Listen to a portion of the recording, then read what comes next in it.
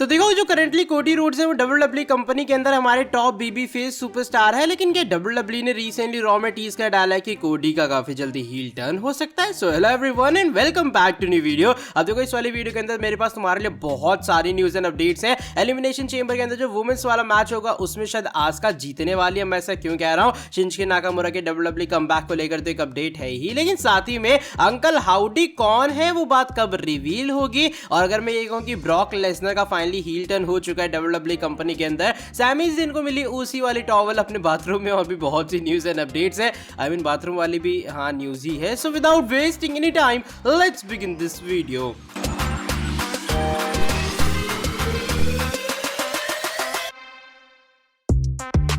चलो शुरू करते हैं पहले वीडियो को डब्ल्यूडब्ल्यूई के एलिमिनेशन चेंबर के प्रीमियम लाइव इवेंट के साथ में, जो कि डब्ल्यूडब्ल्यूई का आने वाला शो होगा। एलिमिनेशन चेंबर के लिए ऑलरेडी दो जो चेंबर मैचेस है वो ऑफिशियल है। एक वुमेन्स का मैच होगा और एक मैच होने वाला यूनाइटेड स्टेट्स चैंपियनशिप के लिए। तो जो वुमेन्स वाला मैच होने वाला है इस साल एलिमिनेशन चेंबर के अंदर, वहाँ कार्मेला, निकी क्रॉस होंगी, राकेल होंगी, आस्का यानी कि काना होने वाली है। साथ ही में लिव मॉर्गन और नटालिया मैच में करेंगे कंपीट। जो विनर होगा फेस करेगा बियांका बिलेर का रेसलमेनिया 39 के अंदर। तो बताया जा रहा है करंटली जो डब्ल्यूडब्ल्यूई का मेन फोकस है एलिमिनेशन चेंबर को लेकर और उसके विनर को लेकर, वो और कोई नहीं बल्कि वो पूरे तरीके से आस्का के ऊपर है। जी हाँ, डब्ल्यूडब्ल्यूई चाहती कि जो आस्का है वो इस वाले मैच के अंदर विक्ट्री हासिल करे और लेटर ऑन जाके वो कंपीट करे बियांका बिलेर का रेसलमेनिया स्टेज के ऊपर। एक और जो दो नाम आए सामने वो आए कार्मेला का एंड लिव मॉर्गन का, कि डब्ल्यूडब्ल्यूई इनके बारे में भी थोड़ा बहुत सोच रही कि क्या इन्हें जिता दिया जाए, लेकिन जो उनका पूरा मेन फोकस है, कहते हैं ना main centre point of attraction, वो आस्का ही होने वाली है। आस्का को ही डब्ल्यूडब्ल्यूई चाहती है वो जीते और वो फेस करे बियांका बिलेर का। देखो जिस तरीके से आस्का ने कमबैक किया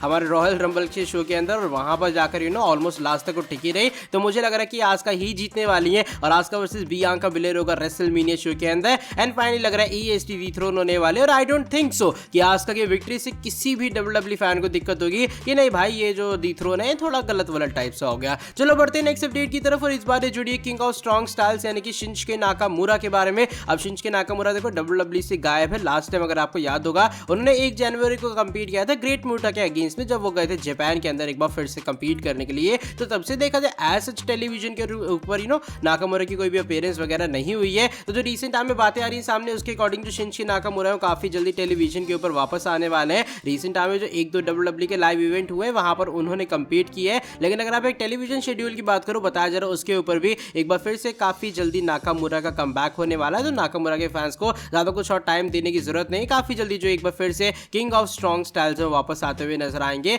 लेकिन लग गया ऐसा रहा है मेरे अकॉर्डिंग कि वो elimination chamber premium live event को भी मिस करेंगे। चलो बढ़ते हैं नेक्स्ट अपडेट की तरफ, और इस बार दी अमेरिकन नाइटमेयर यानी कि कोडी रोड्स के बारे में जुड़ी है। और कोडी रोड्स का डब्ल्यूडब्ल्यूई का जो हील टर्न है वो डब्ल्यूडब्ल्यूई ने रिसेंटली रॉ के एडिशन में ही टीज कर डाला है। देखो जो प्रोमो बैटल हुई थी पॉल हेमन और कोडी के बीच में, देखा जाए लिटरली बहुत ज्यादा कमाल की थी, उसको लेकर ऑलरेडी काफी अप्रिसिएशन चल रही है। लेकिन रिसेंट टाइम में जो बातें आती हैं सामने वो ये जो फ्रेडी है यानी कि जो डब्ल्यूडब्ल्यूई के अंदर पहले काम करते थे एज राइटर वगैरह, वो अपने पॉडकास्ट के ऊपर ये बात रिवील करते हुए नजर आए। वो कहते देखो इन दोनों का जो प्रोमो है वो बहुत ज्यादा लिटरली बेहतरीन था, लेकिन ऐसा मान लिया फ्रेडी का कि डब्ल्यूडब्ल्यूई ने इसी वाले प्रोमो सेगमेंट के अंदर ये बात टीज कर डाली है कि फाइनली कोडी रोड से हील टर्न होगा। वो कहते देखो जब भी तुम पॉल हेमन के सामने आते तुम अपना ये चीज टेस्ट करवाते हो कि तुम कितने बड़े वाले बीबी फेस हो डब्ल्यूडब्ल्यूई कंपनी के अंदर, क्योंकि अगर तुम पॉल हेमन के सामने टिक गए तो भैया तुम्हारा हो जाएगा काम, मतलब तुम एक अच्छे खासे बेबी फेस सुपरस्टार हो। अगर तुम वहां पे अपना कैरेक्टर ब्रेक नहीं करते हो, इवन पॉल हेमन के सामने लगातार प्रोमो कट करने का मतलब ही यही है कि तुम डब्ल्यूडब्ल्यूई के करंटली एक टॉप बेबी फेस वाले सुपरस्टार हो। तो यहाँ पर आगे कोडी रोड्स को लेकर बात ये भी होती है कि भाई काफी सारे ऐसे मूवमेंट्स आए थे पूरे इस प्रोमो बैटल के अंदर, जहां जो कोडी रोड्स है वो काफी गुस्से टाइप में आ गए थे, जो कि एक बेबी फेस जनरली ऐसा करता नहीं कि सामने वाले के ऊपर अटैक वगैरह करे। तो इसलिए मानना ऐसा फ्रेडी का कि भाई जो उन्होंने आउट ऑफ कंट्रोल हुआ ना, वो हल्का सा जस्टिस था डब्ल्यूडब्ल्यूई की तरफ से कि आने वाले टाइम में कोडी का एक ऐसा रूप भी है, एक कोडी का हील टर्न वाला रूप भी, एक बुरा इंसान भी है जो कि मार धाड़ वगैरह को ज्यादा तगड़ी कर सकता है वो बेफिजूल की। तो ऐसा कुछ मानना है जो कि मुझे हल्की सी वाहिया चीज लगी। आई मीन वो थोड़ा मुझे नॉर्मल सेगमेंट लगा था, उसमें एज सच मुझे टीज वाली कोई बात नहीं लगी। और मेरे हिसाब से कोडी रोड्स का डब्ल्यूडब्ल्यूई हील टर्न यार करवाने भी नहीं वाले लिटरली। आई मीन अगर आपको मुश्किल से एक ऐसा बेबी फेस सुपरस्टार मिला है जिसे ओवरऑल चेयर मिल रही है हमेशा, क्योंकि देखो ड्रू मैकिंटायर का क्या सीन है, उन्हें चेयर तो मिलती है लेकिन उनकी एक पर्टिकुलर हाइप होती है, एक पर्टिकुलर टाइम पीरियड होता है। कोडी का क्या सीन है, कोडी का हाइप और टाइम पीरियड जब से वापस आए तब से वो चल रहा है। तो ये काफी मेरे हिसाब से तो यार लंबा टाइम है, तो इसलिए मुझे लगता है कि WWE इतनी बड़ी गलती कर गई कि जल्दी से कोडी रोड्स को एक हील सुपरस्टार बनाती हुई नजर आएगी। चलो बढ़ते हैं नेक्स्ट अपडेट की तरफ, और इस बार जुड़ी है हमारे farmer on an air use बेचारे सैमी ज़ेन के बारे में। एलिमिनेशन चेंबर के अंदर चलो अनडिस्प्यूटेड चैंपियनशिप के लिए सैमी ज़ेन को मौका तो मिल गया, लेकिन रीसेंट टाइम में जो सैमी ज़ेन है वो अपने घर यानी कि मॉन्ट्रियल जाते हैं, और जब वो जाते बाथरूम के अंदर तो उन्हें मिल चुकी है भैया उसी वाली टॉवल। तो इसको लेकर फाइनली जो सैमी ज़ेन है वो एक रिएक्शन भी देते हुए नजर आए अपने ऑफिशियल ट्विटर अकाउंट के थ्रू। उसका स्क्रीनशॉट आप लोग देख पा रहे होगे। टॉवल के ऊपर लिखा है हाउ ऊसी sorry are we feeling today, और ऊपर कैप्शन के अंदर लिखा है कि got back in home to the Montreal and found this towel hanging in my bathroom simpler times. यानी कि भाई मैं गया था वापस मॉन्ट्रियल और मैंने देखा है जो टॉवल है वो मेरे बाथरूम के अंदर लटकी हुई है, और ये कुछ अच्छे से या फिर सिंपल वाले टाइम थे जो कि मेरे हिसाब से कभी वापस आने वाले नहीं है, because Sami Zayn already separate हो चुके हैं और धीरे धीरे करके ब्लड लाइन के और भी मेंबर्स ब्लड लाइन से जाएंगे। एंड मेरे हिसाब से ये सैमी ज़ेन का ब्लड लाइन के अंदर होना लिटरली कुछ बहुत ज्यादा कमाल की चीज थी। चलो बढ़ते हैं नेक्स्ट अपडेट की तरफ, और इस बार ये अंकल हाउडी की चीज के बारे में जुड़ी है। अब देखो अंकल हाउडी एक्चुअल में कौन है WWE कंपनी के अंदर, उसका ऐसा अच्छा हमें आइडिया ही नहीं लग पा रहा है। इवन बताया ये भी जा रहा था कि रिपोर्ट के अंदर कि WWE वाले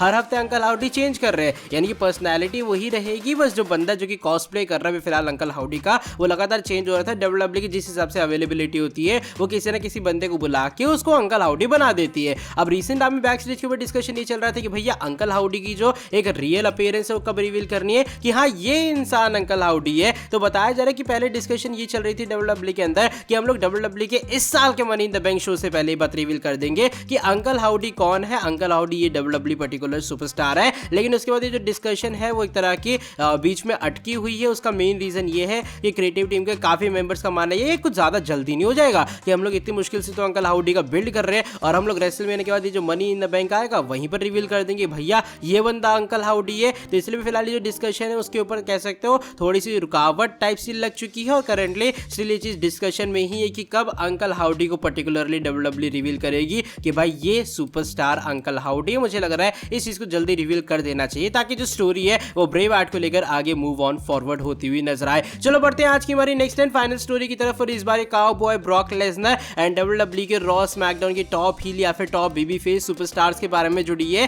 पहले काफी लोग कह रहे थे भैया ब्रॉक का हील टर्न हो जाए, ब्रॉक का हील टर्न हो जाए तो मजा आ जाएगा। तो यस फाइनली ब्रॉक का हील टर्न हो चुका है। हाँ मैं मजाक नहीं कर रहा, जो ब्रॉक और बॉबी का पूरा फ्यूड चल रहा है ना इसके अंदर ब्रॉक लेसनर पूरे तरीके से हील सुपरस्टार है। रिसेंट टाइम में जो इंटरनल लिस्ट है वो रिवील हो चुकी है कि भैया रॉ और स्मैकडाउन दोनों ब्रांड्स के अंदर कौन से टॉप हील और कौन से टॉप बेबी फेस सुपरस्टार है। चलो पहले बात कर लेते हैं एक ब्रांड के बारे में जो कि है हमारी Monday night raw. Monday night raw के अंदर टॉप बेबी फेस सुपरस्टार है वो है कोडी रोड्स, सेकंड पे आते हैं बॉबी लैशली, थर्ड पे आते हैं the prize fighter Kevin Owens. बात करें टॉप हील्स के बारे में करने के लिए टॉप हील है मंडे नाइट रॉ में cowboy Brock Lesnar, judgment day second number के ऊपर, और थर्ड नंबर पे नाम आया सामने ऑस्टिन थ्योरी का। चलो बात करते हैं फ्राइडे नाइट स्मैकडाउन के शो के बारे में। स्मैकडाउन के अंदर टॉप बेबी फेस है Bray Wyatt, Sami Zayn and the Scottish warrior Drew McIntyre, and top heel superstar है Roman Reigns, Karrion Kross, and third number के ऊपर सोलो सिकोय। तो भाई ये कुछ बातें चल रही करंटली फिलहाल WWE के अंदर कि हमारे जो ब्रॉक है वो फाइनली हील सुपरस्टार बन चुके हैं, और ये पूरी लिस्ट है करंटली इंटरनल वाले कि WWE किसे टॉप बेबी फेस किसे टॉप हील कंसीडर कर रही है। मैं हल्का सरप्राइज हूं स्मैकडाउन के शो को लेकर, मुझे लगा शायद जो सैमी ज़ेन है अब उन्हें नंबर 1 बेबी फेस बना दिया जाएगा। चलो अभी नहीं, लेकिन देर आए दुरुस्त है एलिमिनेशन चेंबर तक या फिर एलिमिनेशन चेंबर के बाद